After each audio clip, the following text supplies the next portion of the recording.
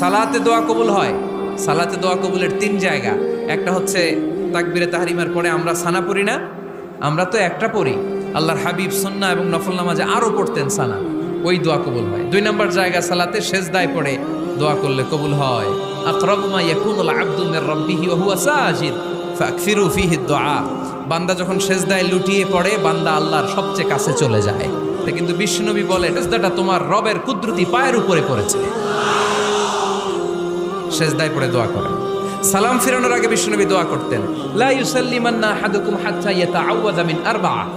আল্লাহর হাবিব বললেন, চার জিনিস থেকে পানাহানা আছে, আমার কোন উম্মত যেন সালাম না ফিরায়। তারা যেন পড়ে, আল্লাহুম্মা ইন্নী আউযু বিকা মিন আযাবিল কবর, আউযু বিকা মিন আযাবি জাহান্নাম, আউযু বিকা মিন ফিতনাতিল মাহইয়া ওয়াল মামাত, আউযু বিকা মিন ফিতনাতিল মাসিহিদ দাজ্জাল।